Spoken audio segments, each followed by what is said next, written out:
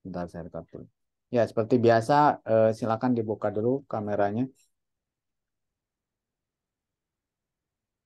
Di capture oleh Pak Indra.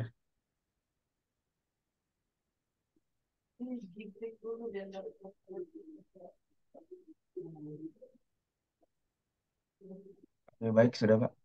Ya, ya baik. Pertemuan ke-13 ini kita bahas materi clustering ya.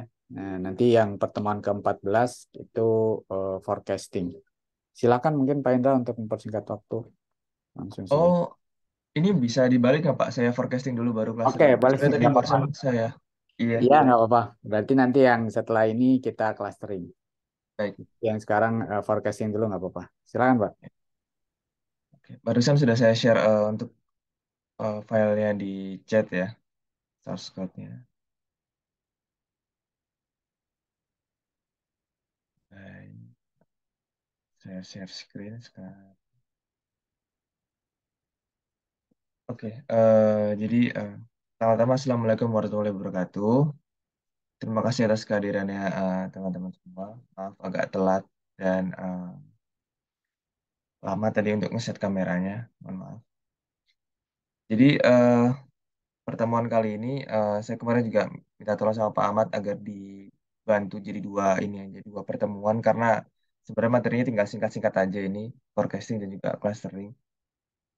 Nah, di mana yang pertama kali ini kita adalah tentang forecasting. Di forecasting ini kalau kemarin teman-teman ingat kita sudah beberapa kali bahas bahwa di machine learning model atau di data analisis ini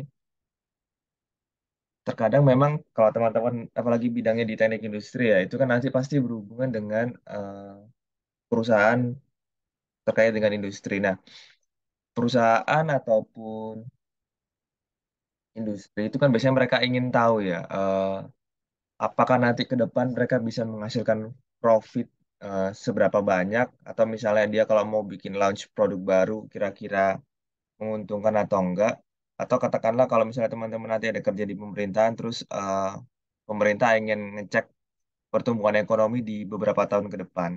Nah, forecasting ini bisa digunakan untuk itu. Jadi dia prediksi. Dan juga kalau kemarin teman-teman ingat di materi yang kita bahas tentang regresi itu juga salah satunya juga dia fungsinya untuk prediksi. Sebetulnya pada dasarnya regresi itu juga bisa digunakan untuk forecasting sebenarnya. Cuman memang akurasinya memang agak kurang gitu aja karena eh, kebanyakan model yang dibangun untuk forecasting itu biasanya mereka ada regressionnya di situ. Pasti ada base regressionnya. Katakanlah ada ARIMA, SARIMAX dan lain-lain. Sekarang yang paling paling cukup terkenal dipakai untuk forecasting itu ada LSTM namanya. Dia pakai neural network. Tapi itu udah versi advance-nya lah saya bilang. Jadi untuk yang sekarang kita belajar dasarnya dulu supaya teman-teman ngerti apa itu forecasting. Nah, di sini saya kasih sedikit penjelasan singkat apa itu uh, forecasting. Jadi biasanya forecasting itu kita melakukan prediksi dengan data yang namanya time series, teman-teman. Nah, kalau yang belum tahu apa itu time series, nah time series ini dia data continuous atau data yang berkelanjutan ya. Dan kenapa disebut time series? Karena di situ dia ada uh, daytime-nya atau tipe data daytime, data tentang waktu. Jadi dia ada hari, tanggal, bulan, tahun hingga jam dan menit, detik. Itu daytime. Nah, itulah kenapa disebut dengan time series karena biasanya dia dia ada waktunya di situ. Ada lagi satunya namanya pseudo time series juga ada.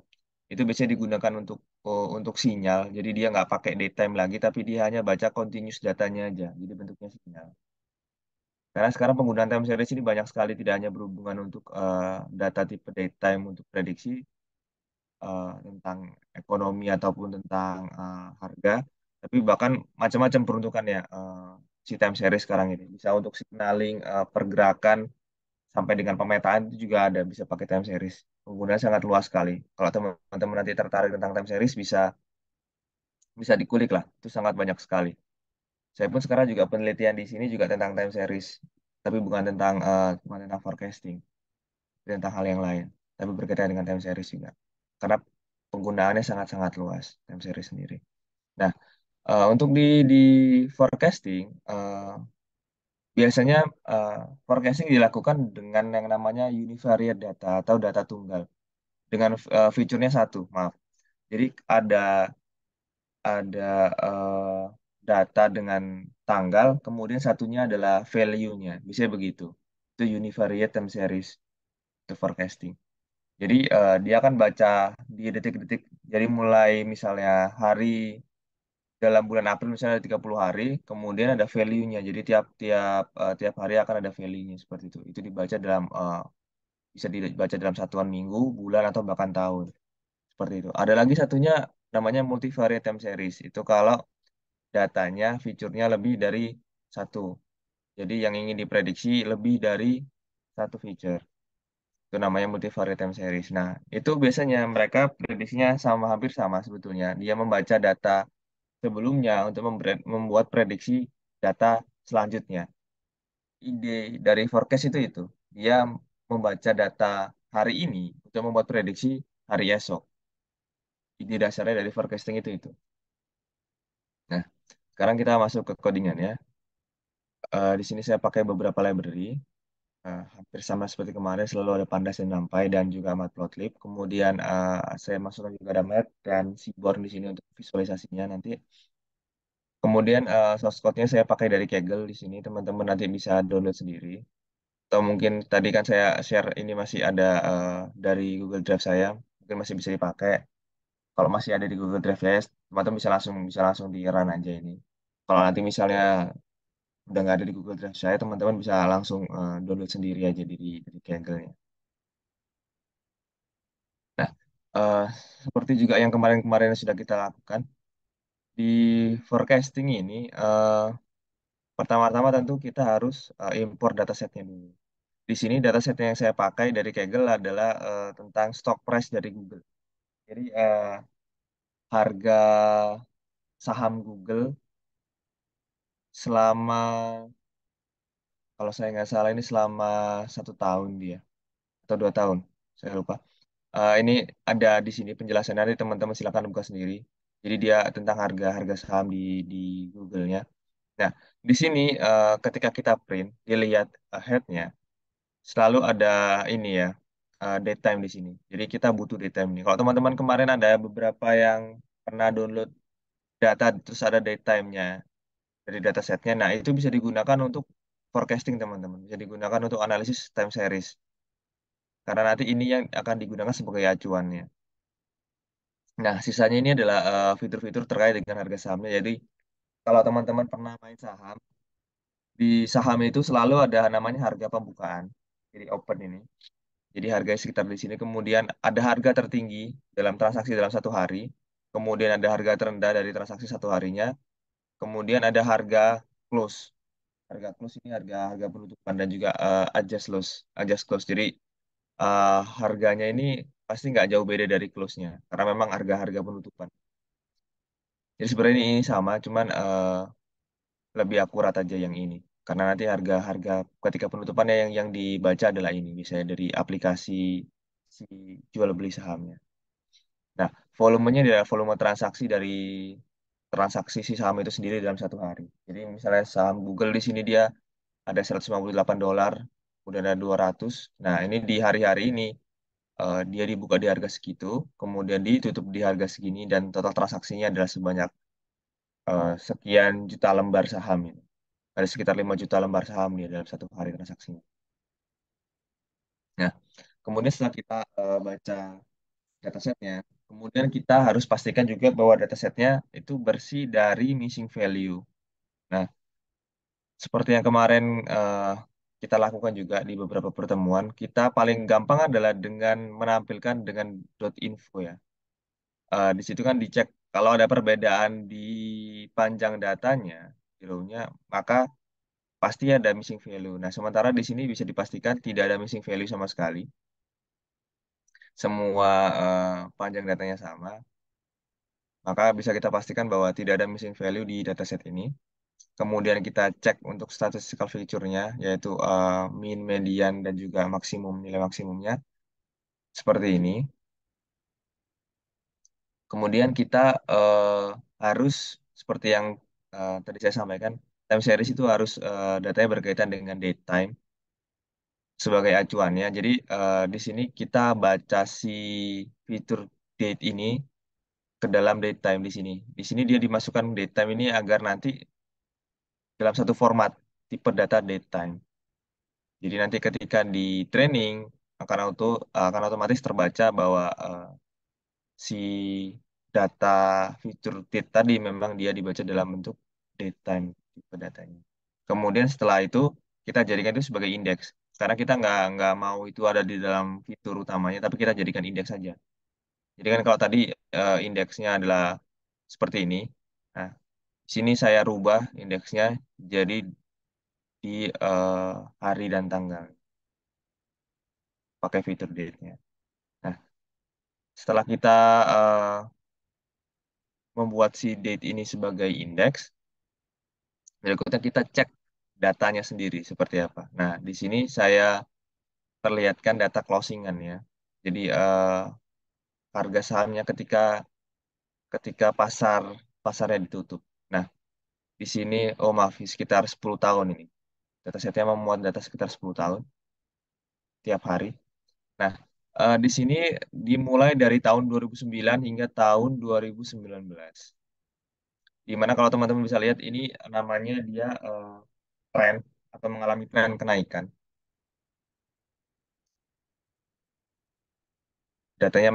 Harga saham si Google ini makin lama makin naik. Nah, ini bisa dipastikan bahwa trennya saham Google ini dia kecenderungannya naik. Nah, kalau teman-teman mau investasi saham, Google ini adalah salah satu saham yang bagus karena ada kecenderungannya naik, trennya naik. Ya. Nah, setelah kita pastikan bahwa si datanya ini trennya naik, seperti ini bentuknya, kemudian kita cek juga fitur-fitur yang lain seperti apa. Dan ternyata memang kebanyakan fiturnya juga trennya naik juga sama seperti harga penutupan hariannya. Untuk open dan close-nya juga sama, itu trennya juga naik. High dan low-nya juga sama-sama naik, sedangkan volumenya dia naik turun. Karena seperti teman-teman bisa lihat tadi, memang eh, kalau volume itu kan seberapa banyak kita transaksinya. Jadi kecenderungannya ya dia orang yang transaksi ya kebanyakan itu-itu aja kemungkinan. Jadi nggak nambah, nggak ngurang ya orang-orang itu aja yang transaksi. Tapi harga transaksinya atau harga sahamnya sendiri kecenderungannya dia naik seperti itu. Nah, kalau yang seperti ini dia dinamakan stationary. Jadi dia naik turun. Nggak yang seperti ini. Kalau ini kan dia namanya tren, dia ada kenaikan. Atau ada satu lagi namanya turun, nah itu juga tren, berarti namanya trennya tren turun. Tapi kalau yang seperti ini dia naik, berarti trennya tren naik. Nah, di sini saya bikin fitur baru yang nanti akan juga digunakan dalam trainingnya, yaitu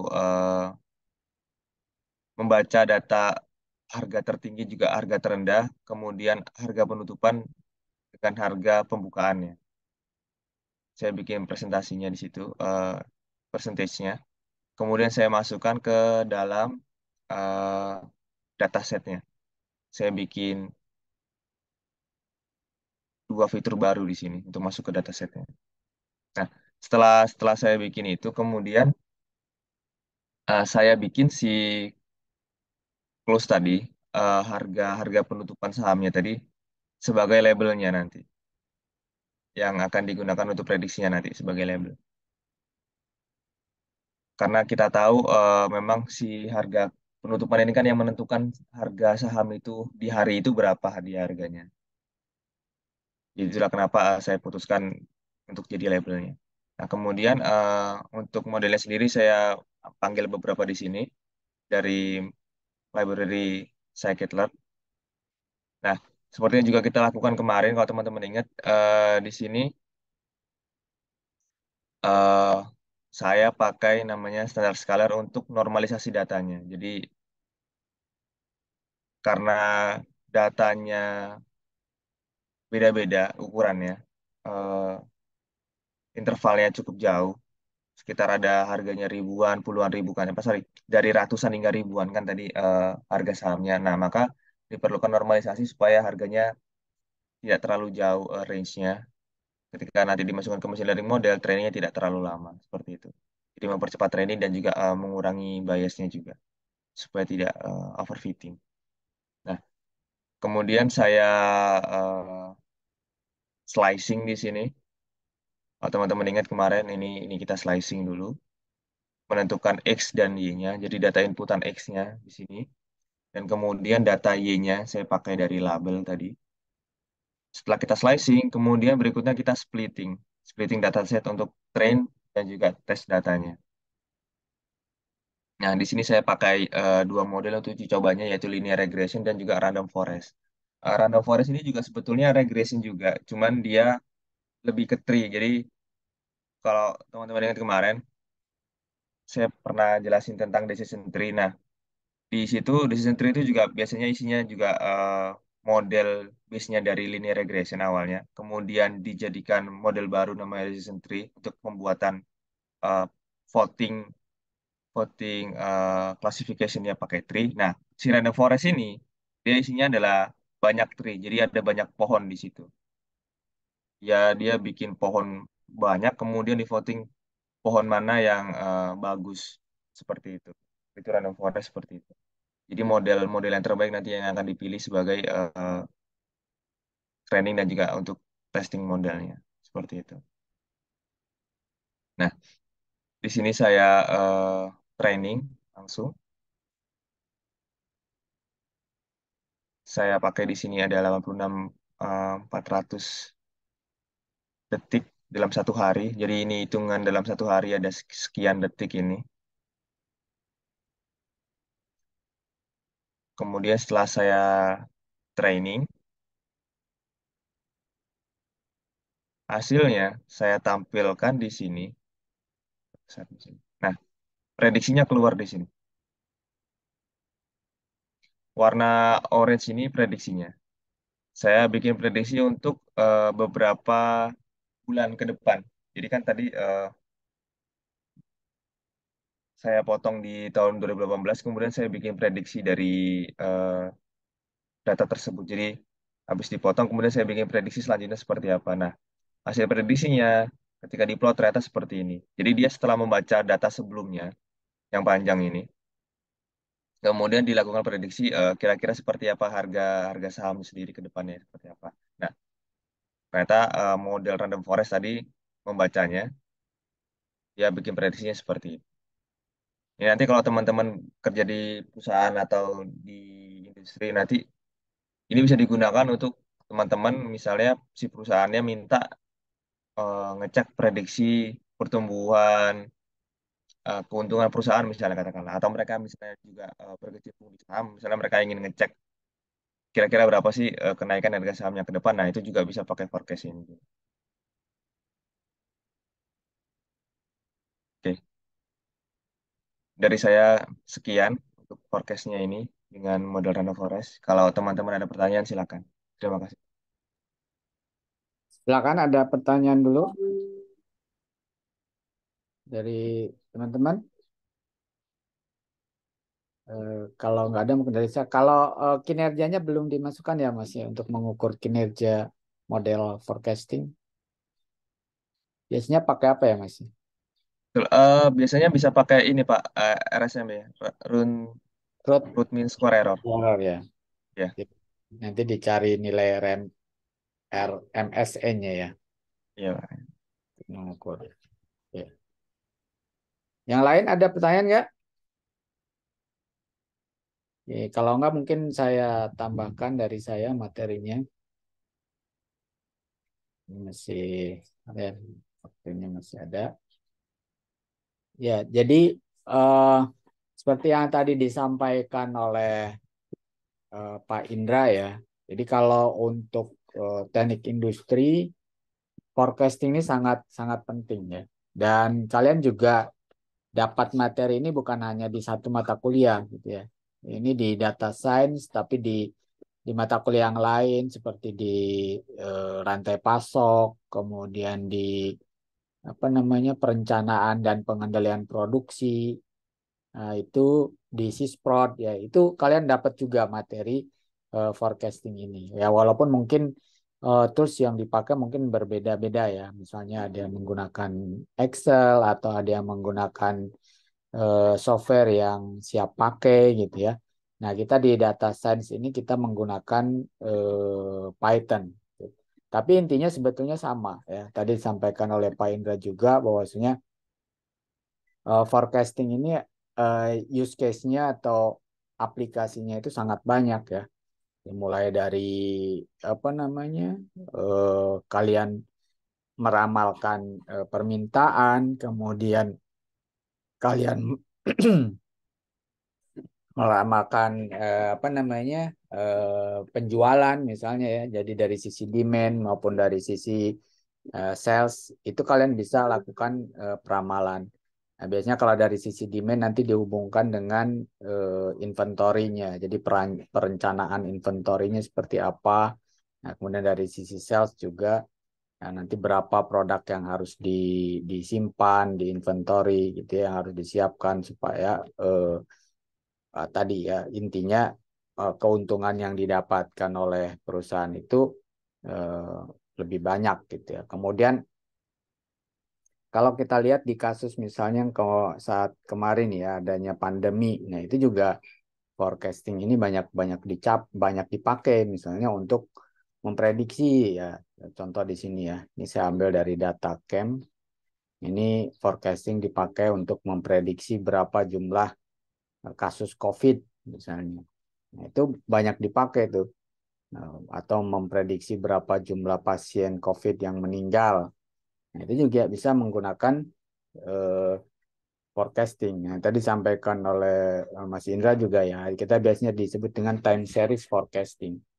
Kenapa? Karena menggunakan data yang berdasarkan waktu dan dia sifatnya series waktunya. Series itu berarti ya berkelanjutan terus-menerus gitu ya. Dari entah itu ranknya misalkan hari atau bulan atau bahkan menit gitu ya itu kita bisa bisa lakukan dan itu kalau di Python menggunakan tadi tipe datanya date time. Nah, jadi itu yang disebut dengan time series forecasting. Nah, di sini disebutkan bahwa time series forecasting itu biasanya menggunakan historical data, ya, data masa lalu. Yang tadi disampaikan oleh Pak Indra, kita menggunakan data hari ini atau data kemarin untuk memprediksi data yang akan datang. Ya, jadi menggunakan algoritma di sini. Ya, jadi collecting historical data, preparing algoritmanya, kemudian nanti memprediksi ya, future value-nya. Jadi berapa nilai ke depan tuh berapa berapa nilainya gitu. Nah, itu yang disebut dengan uh, forecasting ya. Tadi yang contohkan oleh Pak Indra, Pak Indra memprediksi harga saham berapa bulan ke depan, misalnya harga sahamnya Google, tapi berdasarkan data-data masa lalu. Tadi diambil contohnya datanya ada 10 tahun ke belakang. Ya. Nah, itu time series forecasting digunakan seperti itu. Nah, itu tadi forecasting biasanya digunakan untuk macam-macam ya apa use case-nya tadi di sales, di demand, kita memforecast demand, memforecast sales, untuk inventory, untuk temperatur juga bisa gitu. Nah, ini contoh-contoh yang lain, misalnya kalau di retailer, jadi untuk apa, memforecast stock keeping unitnya, ya. Jadi eh, seperti itu ya. Jadi di teknik industri ini materi forecasting ini sangat sangat dipakai gitu ya. Nah, kemudian tadi juga disampaikan ada yang disebut dengan univariate forecast, ada yang disebut dengan multivariate forecast. Kalau univariate tadi dia hanya ada satu nilai ya, satu satu fitur gitu ya. Nah, di sini contohnya misalnya hanya temperatur tipe fiturnya. Nah, kita mau memforecast berapa temperatur di suatu kota misalnya. Sekarang eh, di beberapa kota itu temperaturnya naik karena global warming. Nah, ini kita juga bisa lakukan forecasting ya. Nah, kemudian kalau lebih dari satu fitur, disebut dengan multivariate forecasting. Contohnya misalnya bukan hanya temperatur yang dilihat, tapi dari sisi eh, anginnya, kecepatan angin, dari sisi humidity misalnya, kelembaban udara gitu ya. Jadi kita memforecast eh, kenaikan temperatur di satu tempat atau di satu kota, tapi menggunakan lebih dari satu fitur, lebih dari satu apa namanya uh, variabel ya. Nah, itu disebut dengan multivariate variabel, multivariate forecasting, sorry. Ya, jadi ada variabel, ada indeks ya, ada variabel. Kalau variabelnya cuma satu, kemudian yang satunya lagi langsung target variabel.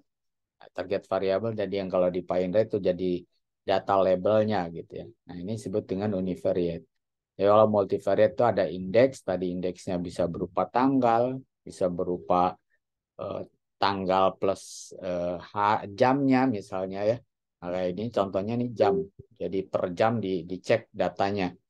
Nah, kemudian ada variabel-variabelnya lebih dari satu, kemudian ada target variabelnya, maka ini disebut sebagai multivariate, ya, multivariate forecasting. Nah, kemudian nah, biasanya kalau di multivariate itu ada faktor eksogen dan ada faktor endogennya. Nah, jadi di sini ada kalau eksogen itu adalah variabel input yang tidak dipengaruhi oleh variabel input yang lain, ya seperti itu. Atau dia juga tidak mempengaruhi dari variabel dependennya. Jadi ada variabel independen dan variabel dependen itu disebut dengan variabel eksogen.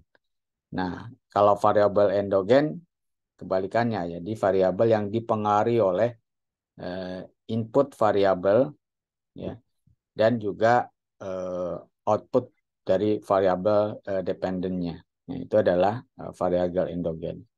Nah, kemudian metode-metodenya yang tadi disampaikan oleh Pak Indra juga banyak sepertinya metodenya ya. Ada yang dia sifatnya statistical model atau metode klasik, ini yang disebut metode klasik. Nah, di kita memang selama ini banyaknya menggunakan metode ini ya.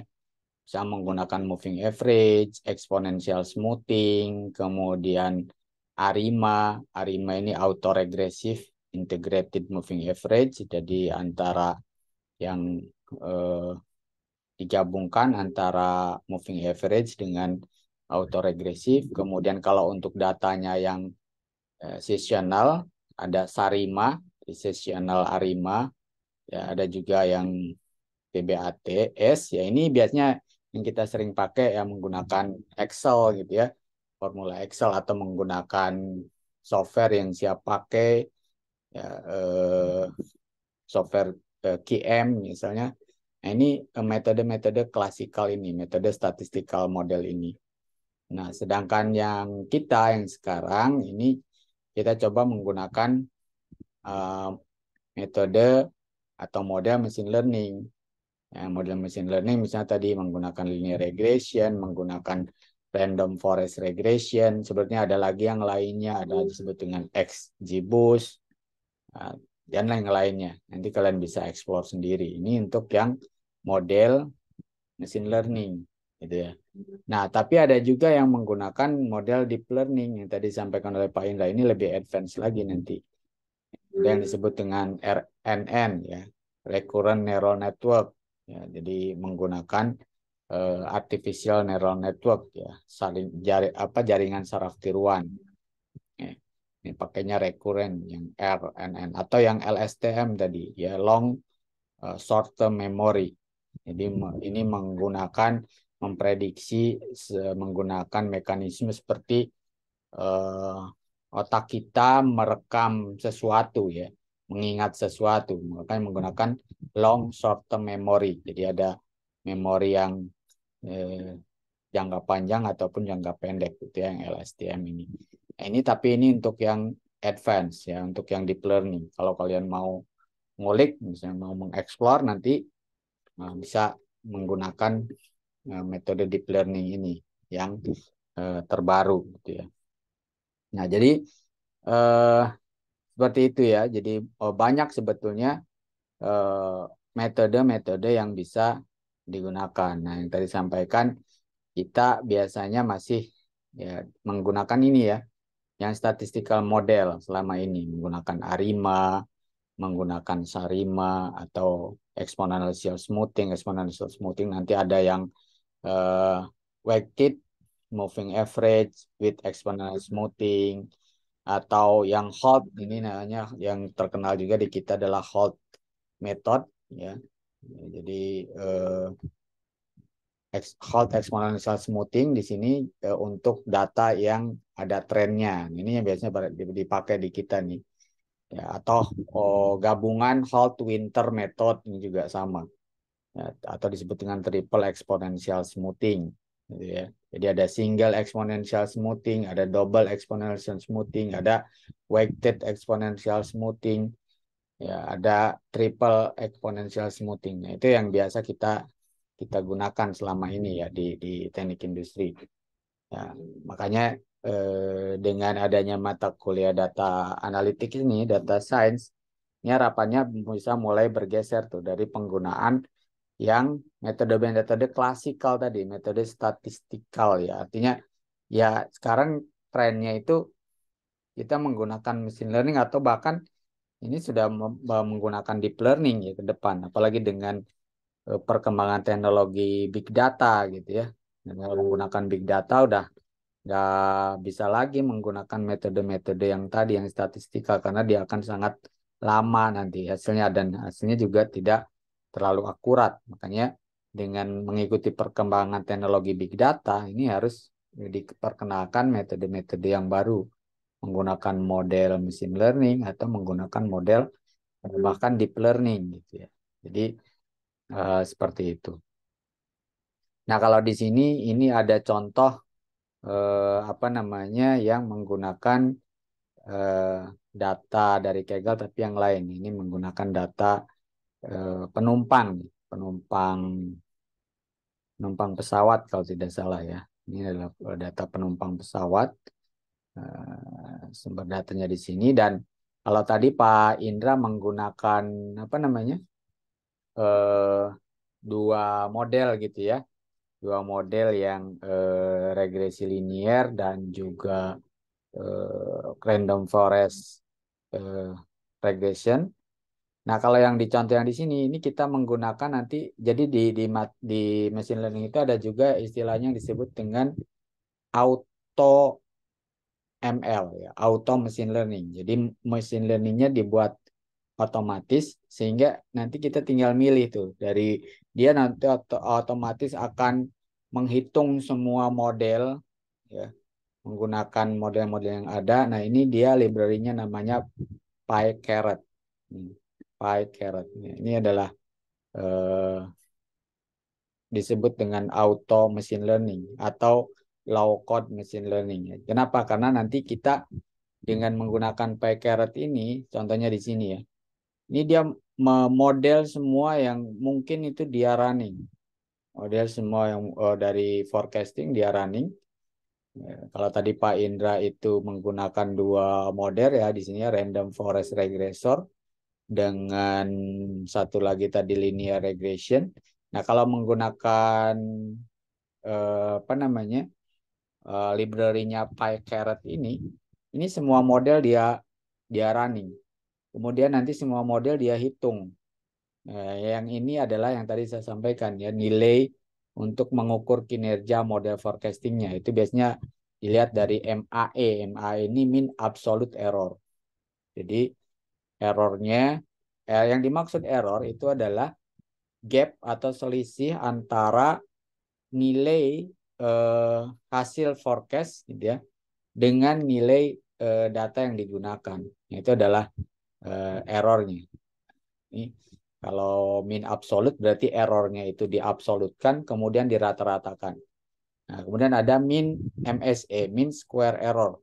Nah, ini nilai errornya di square berarti di di square itu berarti dikuadratkan ya. Kalau tadi diabsolutkan, kalau ini dikuadratkan kemudian dirata-ratakan.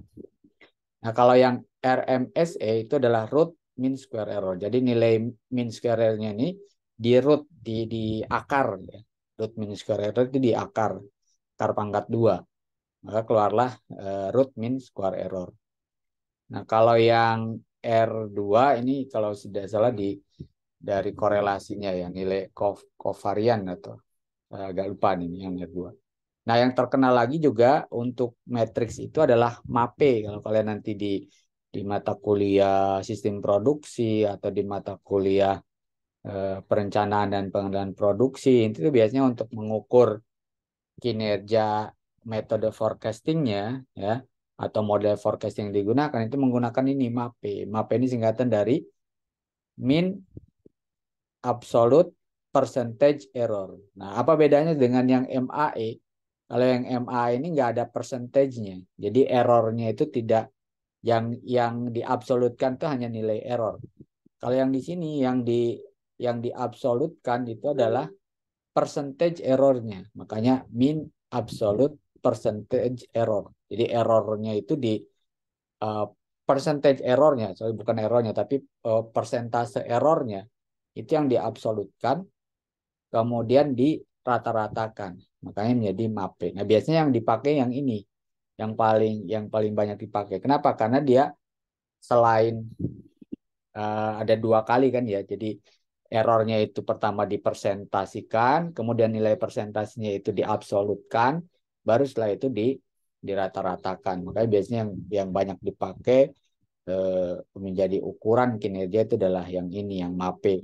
Kalau kalian nanti di mata kuliah SISPROD, di mata kuliah perencanaan produksi, itu biasanya dia menggunakan nilai MAPE ini untuk mengukur kinerja apa namanya model forecasting yang digunakan ya, seperti itu. Nah, nanti kemudian juga bisa apa namanya eh, di forecastan seperti ini ya. Jadi ini yang biru ini adalah data aslinya, kemudian yang merah ini adalah data tadi data hasil forecastingnya. Atau di sini disebutkan data labelnya gitu. Nah, di sini contohnya adalah eh, dia memprediksi, jadi data yang digunakan itu data dari tahun 49 sampai tahun 60. Nah, sedangkan yang diprediksi yang merah ini itu data dari tahun 61 sampai tahun 64 gitu ya. Kemudian nah selain selain apa namanya? Selain library yang tadi yang disebutkan yaitu adalah library-nya PyCaret yang dimana dia merupakan eh, disebut sebagai library AutoML ya, automatic machine learning, artinya tadi kita tidak mencari modelnya itu satu-satu, tapi dia langsung baru setelah itu kita pilih model mana yang terbaik gitu ya. Itu ada banyak library yang lain. Salah satunya yang biasa digunakan untuk forecasting ini yang disebut dengan Facebook Profit, library Facebook Profit atau FB Profit. Nah, ini juga bisa dipakai nih FB Profit ini untuk melakukan forecasting ya. Nah, di sini disebutkan eh, dia kalau yang FB Profit ini eh, biasa digunakan atau eh, bagus digunakan untuk yang non-linear trend ya. Kemudian kalau kita ingin cari untuk tahunan, mingguan, bahkan harian, tapi yang sifatnya sesional. Jadi ada sesional, tapi sesionalnya itu misalnya oh kita lihat seasonality dari hariannya, mingguannya gitu ya. Atau kalau kita mau masukkan misalnya ada holiday effect, ini bisa dilihat datanya. Hasilnya ada di library-nya Facebook Profit. Nah, kalau kalian mau ini bagaimana tutorialnya di di channel YouTube saya itu ada videonya ya. Oh, nanti bisa dicek bagaimana menggunakan eh, library Facebook Profit ini. Nah, nanti kalian bisa ikuti apa datasetnya juga sudah saya siapkan di situ ya untuk FB Profit ini. Nah, nanti ya kalau misalnya kalian misalnya untuk kasus eh, saya pengen meramalkan data, tapi datanya itu memang terkait dengan adanya seasonality gitu ya, misalnya data penjualan ketika hari raya Idul Fitri. Nah, itu kan pasti penjualan apa? Misalnya penjualan baju misalnya. Biasanya kan kalau di culture di kita kalau mendekati Idul Fitri penjualan baju kan meningkat. Ya, atau misalkan penjualan eh, kurma misalnya ya selama bulan Ramadan itu biasanya meningkat. Nah, itu kalian bisa menggunakan library ini, ya, Facebook Profit ini untuk melihat, menganalisa seasonality-nya ya dari apa namanya dari baik eh, mingguan, bulanan atau bahkan harian di situ ada. Dia akan ketahuan pada hari-hari apa itu penjualannya bisa meningkat. Nah, dari situ nanti kalian bisa melakukan strategi ya, membuat strategi. Kalau pas tinggi ya dihubungkan tadi dengan inventory misalnya. Kalau di bagian produksi dihubungkan dengan perencanaan produksinya ya, dari hasil forecasting ini. Nah, kemudian yang lainnya juga ada library SK Time ya. Ini juga bisa digunakan. Terus terang kalau yang ini saya belum pernah pakai yang SK Time ya. Kemudian, nah untuk yang Arima, kalau yang untuk yang tadi, kalau kalian menggunakan yang statistical method ya, yang menggunakan moving average atau autoregressive moving average atau yang menggunakan sessional autoregressive moving average ya Sarima. Nah, itu juga dia ada yang seperti pie carrot-nya tadi ya, yang disebut dengan PM Darima. PM Darima. Kenapa? Karena kalau di menggunakan statistical itu nanti ada beberapa parameter yang harus kita setting gitu ya. Ada uh, dia moving average-nya setiap berapa bulan misalnya. Itu kita set. Nah, memilih setting yang paling optimalnya apa di metode yang statistikal tadi itu tanpa kita harus mencoba satu-satu itu menggunakan library ini. Jadi kalau kita menggunakan library PM Darima ini nanti secara otomatis eh, library ini akan memberikan menghitung gitu ya dari data yang ada, kemudian dia nanti akan mengeluarkan parameter yang paling optimal tuh ini. Ya, misalnya moving average-nya berapa bulan atau berapa berapa minggu eh, N-nya itu berapa minggu gitu ya. Kemudian bisa nilai alfanya berapa. Nah, ini eh, dia mirip seperti yang tadi kalau pie carrot itu untuk model-model yang ada gitu ya, yang digunakan, yang bisa digunakan. Tapi kalau untuk yang PM dari Ma ini nanti menghasilkan istilahnya itu order ya, ordernya berapa untuk model, misalnya model Sarima yang nanti akan digunakan. Nah, itu moving average-nya tiap berapa periode, ya, seasonalnya berapa setiap berapa periode itu nanti dia akan menampilkan itu dan kemudian nanti kita menggunakan nilai itu untuk membuat modelnya. Ya, itu yang menggunakan PM dari Ma. Oke, kemudian yang berikutnya juga ada nah ini dikembangkan oleh Facebook juga ya. Ini adalah library yang namanya Cut. Ya, ini juga sama. Saya belum pernah nyoba sih kalau untuk yang library Cuts ini ya. Yang sudah pernah saya coba tadi yang FB Profit. Oke. Nah, kemudian juga ada ini yang dikembangkan oleh Uber. Ya, coba kalian ini ya. Uber itu kan perusahaan seperti kalau di kita ada Gojek ya, ada apa namanya? Grab ya, ada Maxim. Nah, tapi dia juga timnya mencoba membuat model. Ya, tentu saja mereka butuh ini untuk di perusahaan mereka ya, karena mereka juga memforecast gitu ya, bisa digunakan untuk memforecast aktivitas dari drivernya ya. Nah, itu yang namanya ini Orbit. Nah, ini Orbit ini menggunakan Bayesian time series. Ya, Bayesian time series. Ini juga saya belum pernah nyoba sih untuk yang library ini, yang mungkin nanti coba dikulik ya untuk library yang dikembangkan oleh Uber. Kemudian yang tadi yang PyCaret ya. Jadi kalau PyCaret ini eh, apa namanya tadi ya. Jadi yang di yang digunakan atau yang dia akan menggunakan atau mencoba running semua model yang mungkin untuk forecasting, kemudian nanti dipilih mana yang terbaik berdasarkan eh, matriks ya, berdasarkan matriks yang ada. Nah, di sini kita lihat kalau PKR ini dia gabungan sebetulnya ya, gabungan dari semua gitu. Jadi semua semua library yang ada itu dia pakai gitu ya. Kemudian baik itu ada library start model, ada library PM dari ada library Prophet, ya, Tbats ini juga. Nah, ini dia pakai nanti ketemulah tadi. Nah, ini memang yang paling apa namanya? Yang paling lengkap lah kalau saya bilang ya. Nah, itu eh, di menggunakan PyCaret ini. Ya.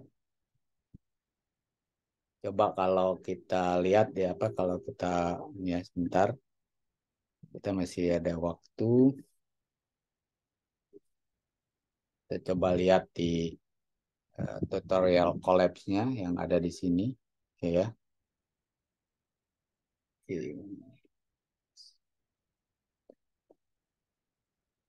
Saya share. Ini saya ambil dari yang tadi ya. Nah, di sini. Jadi pertama diinstal dulu library PyCaret-nya sini. Coba kita running.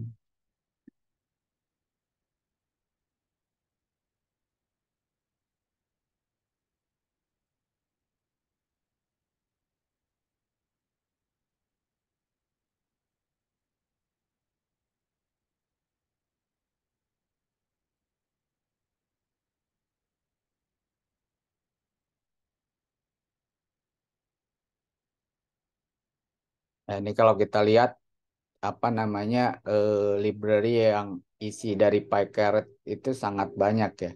Karena dia mengambil semua library dia dia pakai makanya di sini ketika diinstal juga dia butuh banyak library yang diinstal.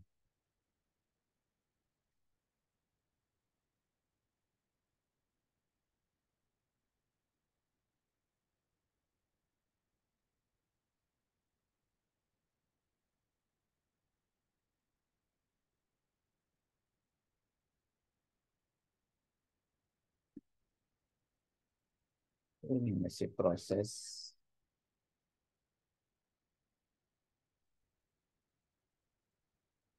Nah, di sini di library PyCaret sendiri dia sudah menyiapkan data ya, data yang bisa kita pakai maksudnya untuk latihan.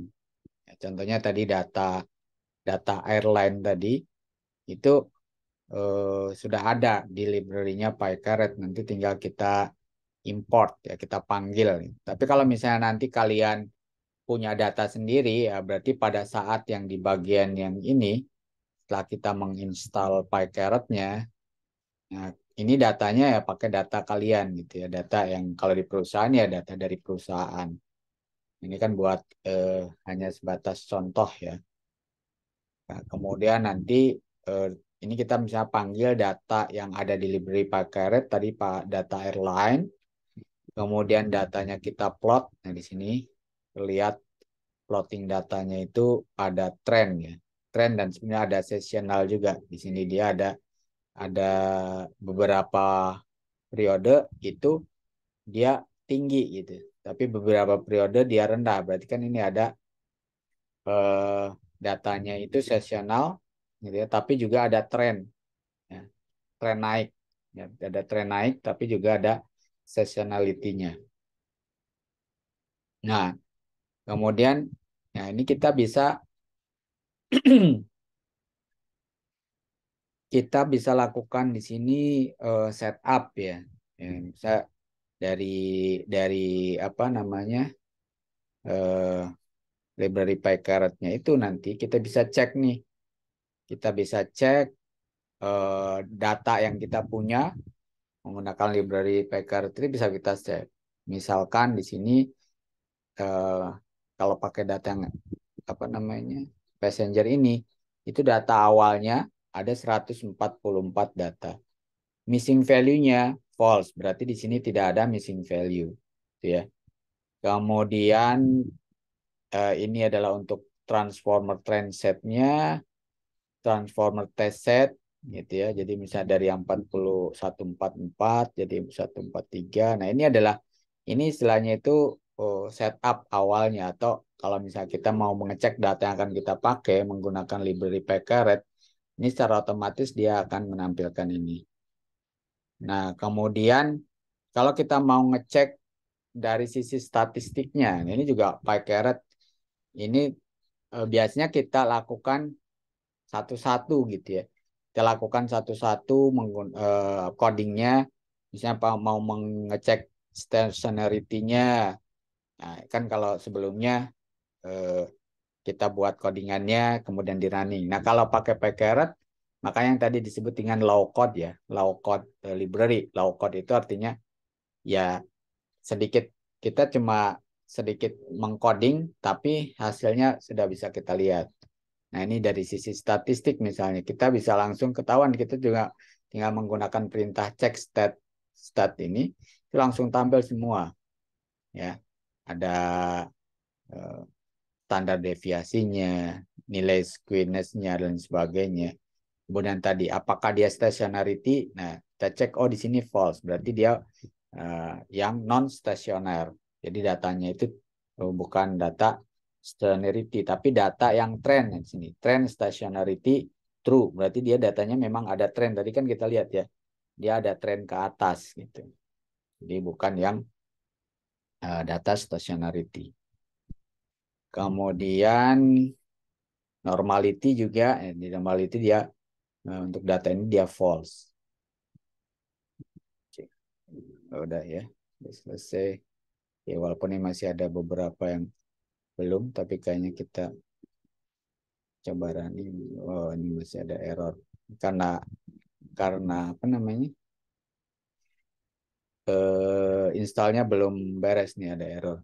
Oke, nanti kita coba di lain waktu aja deh. Ini yang kita jelaskan yang sudah ada saja ya. Oke, jadi itu pertama cek statistiknya, kemudian kita bisa mengecek di sini juga tadi ya nilai kan tadi kalau dilihat dari data awal itu ada datanya itu selain tren, tapi dia juga ada sesionalnya. Makanya di sini kita bisa ngecek tuh. Oh, sesionalnya terbukti ada. Kemudian dari trennya juga ada ya. Kemudian kalau data yang aktual, aktualnya seperti ini. Tanpa seasonality misalnya.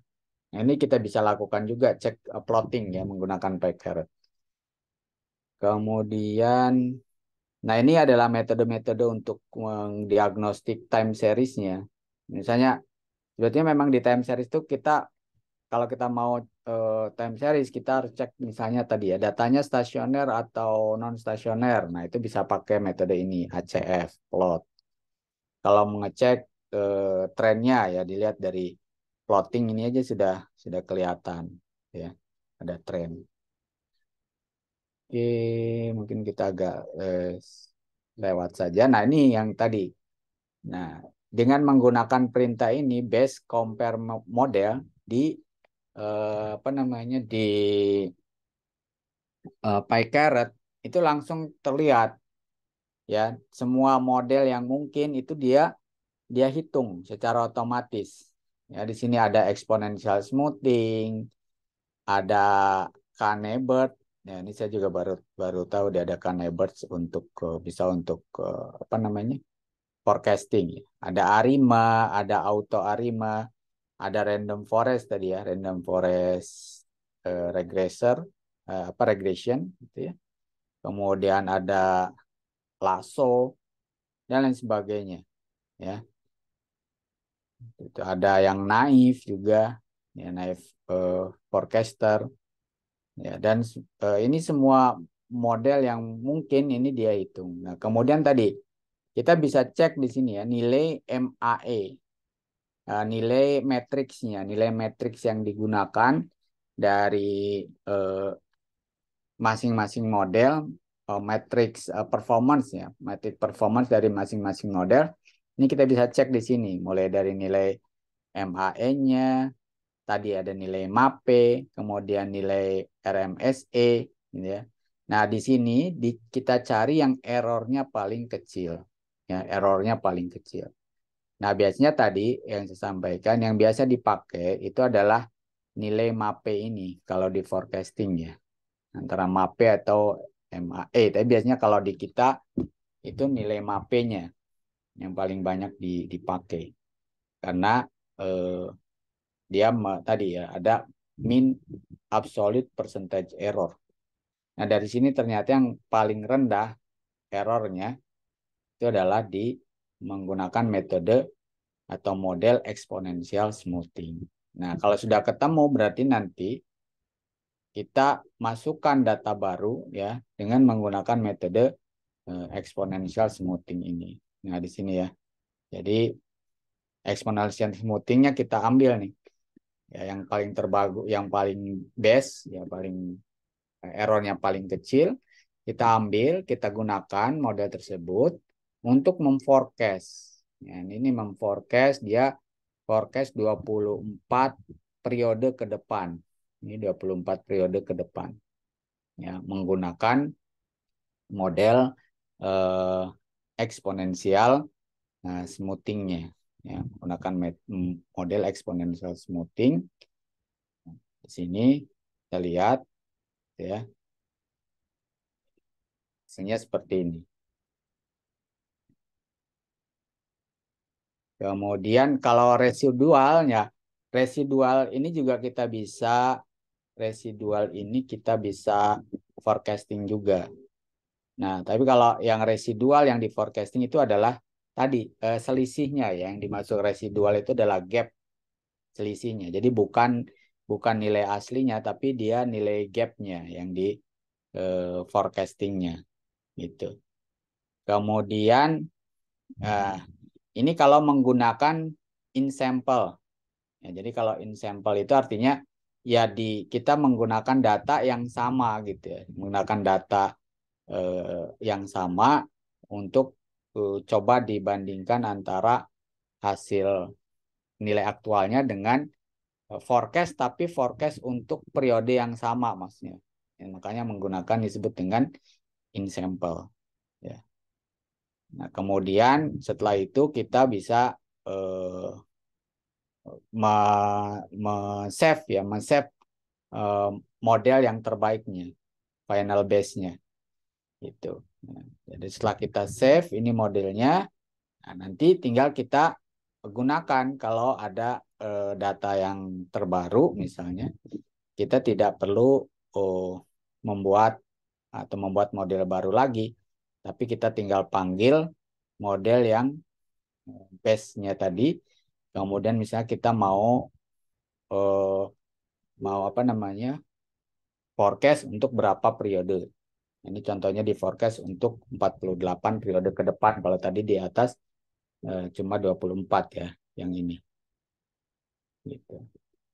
Nah, di forecast itu ya biasanya yang kita pakai adalah yang out of sample forecast ya, bukan yang in sample gitu. Kenapa? Karena kalau kita memforecast yang in sample kan jadinya bias. Makanya ini kasusnya sama seperti kalau misalnya yang dulu ya, kalau di model-model yang lain kan kita ada splitting. Ya, ada splitting untuk trend datanya dan untuk testing datanya gitu ya. Nah, kalau yang di forecast itu istilahnya ada in sample data dan ada out sample data. Yang kita gunakan itu adalah yang out sample, out of sample. Nah, kalau kita mau menggunakan, misalnya kalian itu diminta nih sama sama atasan kalian, tolong dong forecastkan ini. Nah, nanti kalian pakai itu yang out of sample, bukan yang tadi. Walaupun yang in sample juga kita bisa hitung ya. Dan di sini juga in sample kita bisa hitung. Tapi yang harus kalian pakai adalah yang ini. yang out sample. Jadi ada data aktualnya, kemudian data out of sample-nya berapa. Gitu. Ya, forecast untuk out of sample-nya, bukan forecast yang in sample. Seperti itu. Ini yang perlu kalian perhatikan. Ya, jadi seperti itu ya. Jadi nanti silakan dieksplor ya. Kalau yang Profit, Happy Profit ada di channel YouTube saya. Kalau mau dikulik ya tutorialnya. Tapi kalau yang PyCaret memang saya belum pernah bikin videonya, jadi apa namanya, saya belum bisa tampilkan. Tapi nanti kalian bisa cari sendiri ya. Nah itu sangat membantu ya, terutama kalau misalnya kalian masih lemah di coding, ya kalian bisa cari library yang AutoML tadi itu, library yang automatic machine learning. Contohnya lah yang PyCaret. Oke, ada pertanyaan sampai sini? Kalau tidak ada, ini saya apa namanya, siapkan untuk absensinya dulu ya.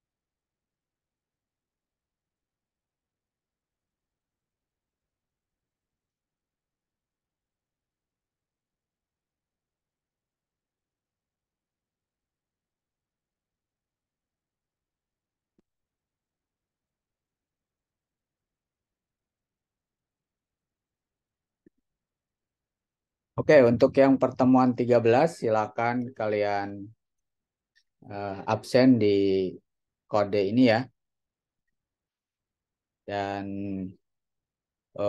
seperti biasa tolong dibuka dulu kameranya untuk di capture yang pertemuan 13. Ini nanti kita break 5 menit. Saya share yang link untuk pertemuan 14. Nanti kalian join lagi ya. Nanti Pak Indra akan menjelaskan yang pertemuan yang ke-14, yang clustering.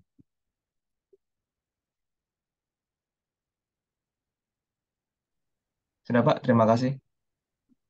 Oke, baik. Kalau tidak ada, kita stop dulu. Nanti join lagi ya.